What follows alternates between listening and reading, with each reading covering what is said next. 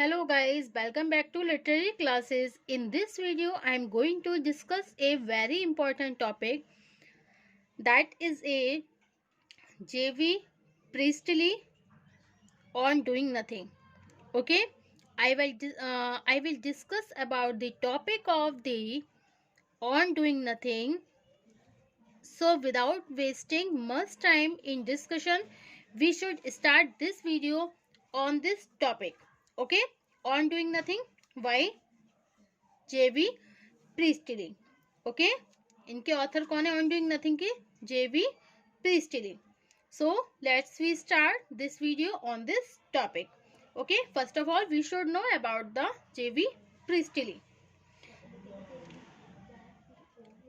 John Warrington Priestley was an outstanding English critic, novelist, dramatist and essayist. Okay, he was born in Bradford in 1894.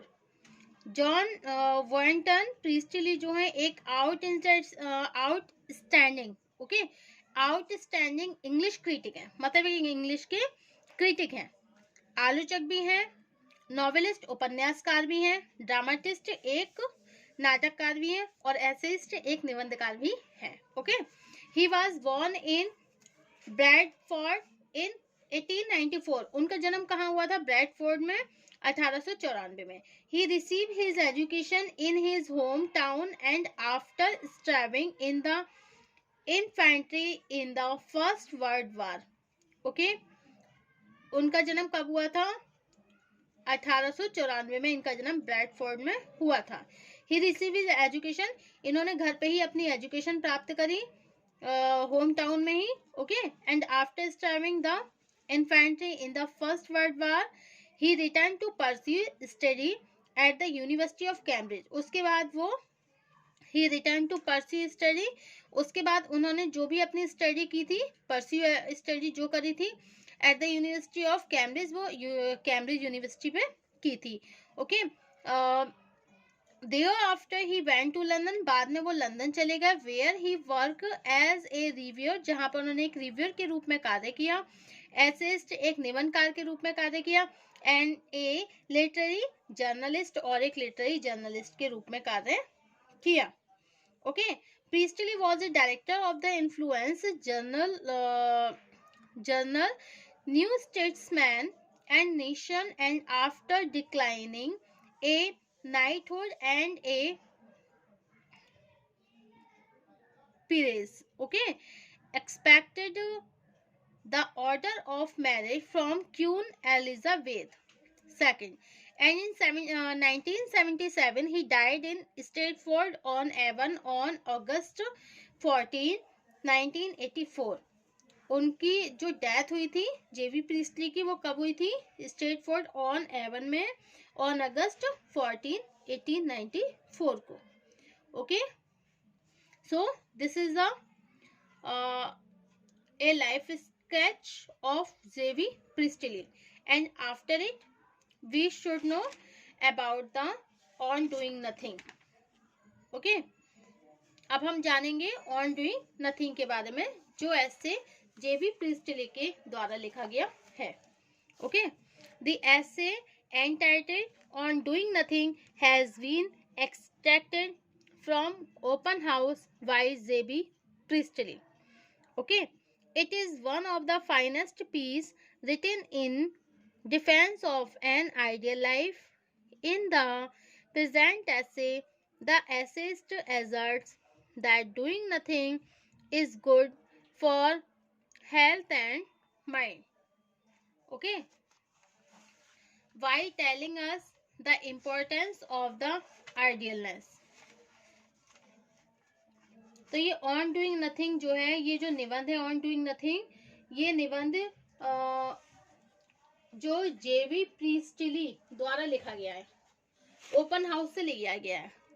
Okay, किससे लिया गया है? Open house से. ये जो ऐसे entitled on doing nothing has been extracted from the open house, open house से लिया गया है और जो कि जेवी प्रीस्टली के द्वारा लिखा गया है. It is one of the finest piece written in defense of an ideal life. यह आलसी जीवन के समर्थन में लिखा गया एक श्रेष्ठ निबंध है। कैसा निबंध है ये? एक आइडियल लाइफ। आइडियल लाइफ का मतलब क्या होता है? आलसी जीवन। आलसी जीवन के समर्थन में लिखा गया एक श्रेष्ठ निबंध है ये। ओके, तो it is one of the finest piece, एक बहुत ही बढ़िया पीस है ये, written in the defence of an ideal life, जो कि आलसी जीवन का समर्थन करता है। ओके, इन द प्रेजेंट ऐसे में, वर्तमान निबंध में, द एसेइस्ट एजर्ट्स, ये जो निबंधकार है वो क्या कहता है? निश्चय पूर्वक ये कहता है that doing nothing is good, कि डूइंग नथिंग इज गुड, कि कुछ ना करना। ओके, कुछ ना करना for health and mind, that doing nothing, कुछ ना करना is good for health and mind, स्वास्थ्य और मस्तिष्क के लिए अच्छा है। मतलब कुछ मत करो, खाली बैठे रहो, तो ये क्या है? ये मतलब स्वास्थ्य के लिए और मस्तिष्क के लिए क्या है?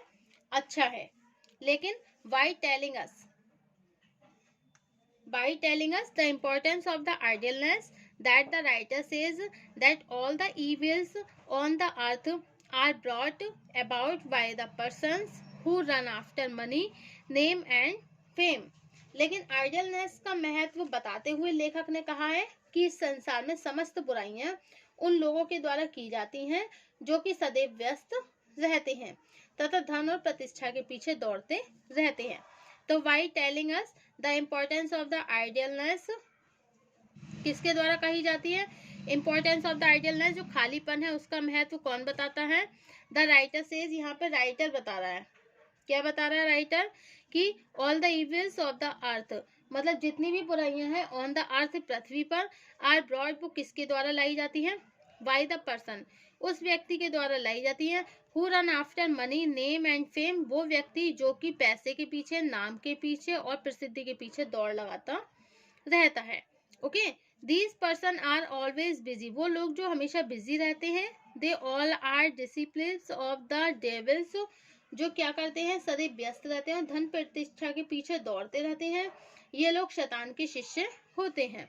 Okay, disciples of devils, devils में शैतान के कौन होते हैं? ये लोग शिष्य होते हैं। The devils is the worst person in the world. अच्छा, ये जो डेविल्स होते हैं, जो शैतान होते हैं, वो सबसे ज्यादा व्यस्त रहने वाला प्राणी रहा है। ओके, ये जो डेविल्स होते हैं, himself is the worst person, ये बहुत ज्यादा शैतान लोग होते हैं। इन द वर्ल्ड माने इस संसार में। तो शैतान लोग सबसे ज्यादा व्यस्त रहने वाला प्राणी बन रहा है।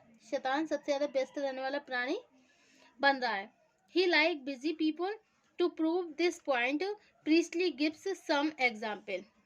ओके, लेखक उदाहरण प्रस्तुत करते हुए कहता है कि यदि सभी लोग जो है प्रमुख राजनेता जो है वो खाली समय बिताते चले जाते तो प्रथम विश्व युद्ध से बचा जा सकता था।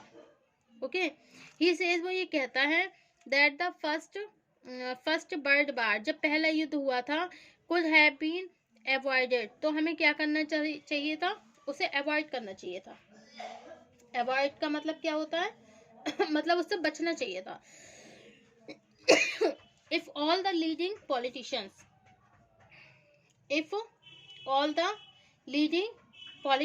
the great powers had been rested, मतलब यदि सभी प्रमुख राजनेता खाली समय बिताने चले जाते तो प्रथम विश्व युद्ध से बचा जा सकता था। ओके,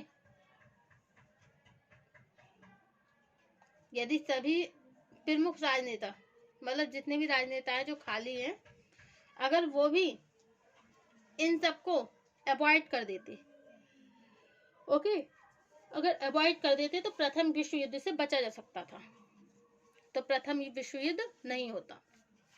ओके, तो क्या बताया इसमें कि आइडलनेस का महत्व बताते हुए लेखक कहता है कि संसार में समस्त बुराइयां उन लोगों के द्वारा की जाती हैं जो कि सदैव व्यस्त रहते हैं, वह धन और प्रतिष्ठा के पीछे दौड़ते रहते हैं। ओके, ये लोग शैतान के शिष्य होते हैं। कौन होते हैं ये लोग? शैतान के शिष्य होते हैं। और शैतान सबसे ज्यादा व्यस्त रहने वाला प्राणी रहा है। लेखक को उदाहरण देते हुए क्या